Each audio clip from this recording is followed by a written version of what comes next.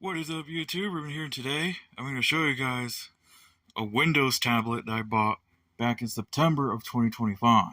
This is the Hyundai Protocol X8, or judging by the model number, this is the HT0800 IM32, but here it is, Hyundai Protocol X8. It will be titled as the Protocol X8, by the way, so keep that in mind.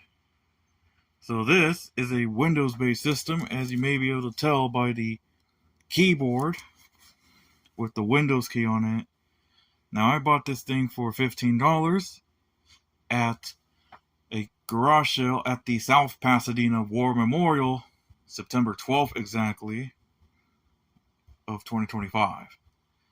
Now, I'm not sure if you know, but I purchased a Windows tablet and a Cydia tablet back in 2023 that was non-functional.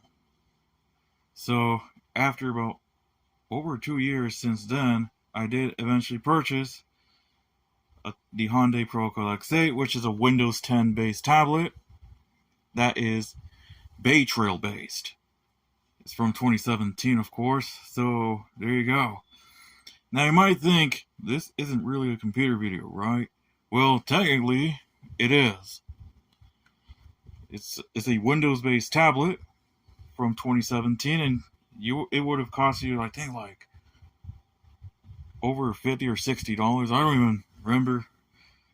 And you would have purchased it somewhere at a Fry's Electronics, or you would have purchased it at some other retail store. So yeah.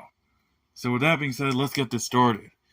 So the front is basically just a screen and a front-facing camera, and then normally on the side you would get ports. So on the right it's pretty much just a microphone. That's pretty much it. Other than that, there's no ports. And then on the back you'll get the Hyundai logo, no, not the car company, as well as the Intel inside. This is not really a sticker, this is actually a decal. And of course you get the model number and a barcode, as well as the actual name. And then on the right, if the camera will even focus, I'm holding it with two hands, so one on the tablet and one on the phone, so you might not be able to see it good. Let me go ahead and deal with that. Or probably not, but that would have a micro USB port and a headphone jack, and that is pretty much it. So now this is a 10 point, I think this is a no, not a 10.1 inch display. This is an 8-inch display, and this is touchscreen. And along with that, you also get a folio case and the actual keyboard. So it's just a generic keyboard, but I'm mostly going to use the touchscreen for this video. So with that, that's pretty much everything. So now let's get to the specs. Now for the specs, this one has an Intel Atom Z3735F. This is a system on a chip, so even though it is a CPU, it's actually an SoC. So yeah, so there you go. And this one has 2 gigs of DDR3, I suppose, and it has a 32 gig of flash storage. And it's also running Windows 10 Home 64-bit. So with that, I'm going to go ahead and pause the video now, so I'll be back. Alright folks, so I am at the Start menu. So let's go ahead and launch About This PC by going to Settings, System, About.